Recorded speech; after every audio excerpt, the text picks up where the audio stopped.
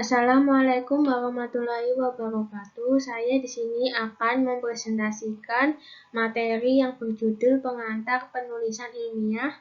Nama Amanda Berliana Jendani, NIM 202104300034, kelas A.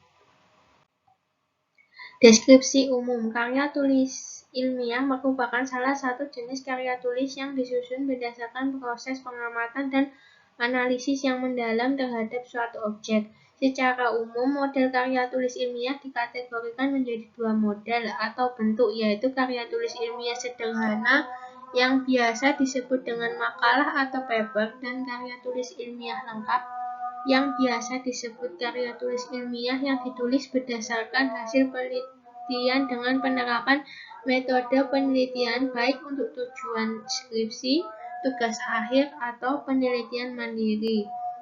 Karya tulis ilmiah model makalah atau paper memiliki struktur atau sistematika yang lebih sederhana atau mudah, sehingga terkadang model makalah disebut sebagai karya tulis ilmiah sederhana. Akan tetapi, karya tulis ilmiah yang berjenis skripsi, tugas akhir, atau peneliti mandiri memiliki struktur atau sistematika yang lengkap dibandingkan dengan makalah.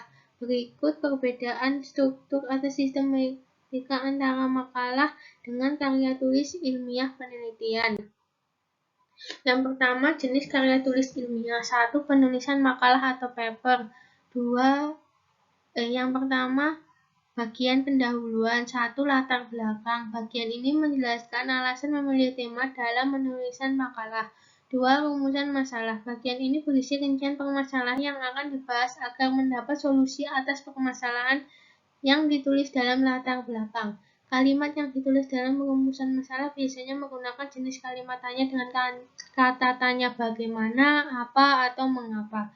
3. Tujuan. Bagian ini berisi rincian hasil yang direncanakan akan didapat oleh peneliti jika pembahasannya ditulis secara rinci dan relevan dengan rumusan masalah yang sudah ditulis pada bagian sebelumnya. Jenis karya tulis ilmiah. Selanjutnya membahas yang keempat manfaat. Bagian ini berisi manfaat yang dapat diperoleh dari penulisan makalah tersebut baik bagi mahasiswa maupun pihak-pihak terkait. Yang B, bagian pembahasan. Yang terakhir, bagian penutup. Yang kedua, jenis penulisan karya tulis ilmiah peneliti, skripsi, atau tugas akhir. A. Bagian pendahuluan. Bab 1. Pendahuluan. 1. Latar belakang. 2. Rumusan masalah. 3. Tujuan. 4. Manfaat. 5. Definisi operasional. Bagian teori. Bab 2. Tinjauan pustaka atau dasar teori. Bagian ini berisi penjelasan dasar teori yang dijadikan sebagai rujukan terhadap objek-objek yang akan diteliti. C. Bagian metode penelitian. Bab 3. Metode penelitian. D. Bagian hasil laporan peneliti dan pembahasan. Bab 5. Pembahasan. Penulisan bagian hasil dan pembahasan dalam penulisan karya tulis ilmiah dapat dilakukan dengan menyesuaikan pada rumusan masalah. E. Bagian penutup. Bab 4. Penutup. Penulisan kutipan. Penulisan catatan tengah atau body note. Penulisan dari sumber utama. Penulisan karya tulis ilmiah KTI selalu melibatkan sebuah proses pengutipan. Hal ini dilakukan untuk memperkuat temuan kita pada sebuah permasalahan ilmiah. Pengertian kutipan adalah pinjaman kalimat atau pendapat atau ide atau gagasan orang lain yang diambil dari sumber tertentu. Proses pengutipan dapat dilakukan dengan menggunakan dua metode, yaitu pengutipan langsung dan tidak langsung. Pengutipan langsung adalah mengutip secara langsung dilakukan dengan penulis penjelasan atau ide orang lain dengan tulisan yang sama persis seperti sumber aslinya. Kutipan tidak langsung. Pengutip tidak dilakukan dengan membuat parafrase. Pengutipan dari sumber kedua. Pengutipan catatan kaki, footnote.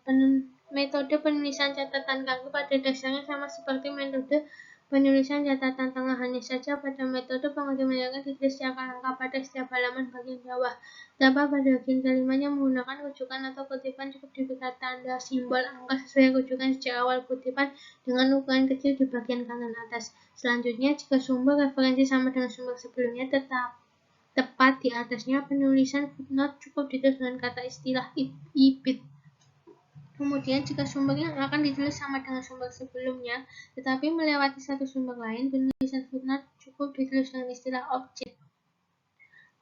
Penulisan daftar pustaka. 1. Sistematika daftar pustaka. Daftar pustaka merupakan data referensi buku yang digunakan sebagai rujukan dan sumber teoretis yang digunakan dalam pembuatan karya tulis ilmiah, baik makalah maupun karya tulis ilmiah yang didasarkan pada kegiatan penelitian.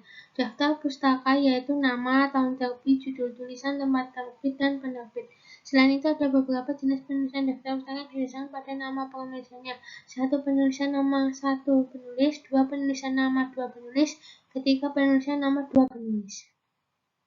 Yang kedua, sumber daftar pustaka itu berasal dari sumber buku, sumber jurnal penelitian, sumber artikel dan di koran, dokumen resmi, dan sumber internet. Terima kasih. Wassalamualaikum warahmatullahi wabarakatuh.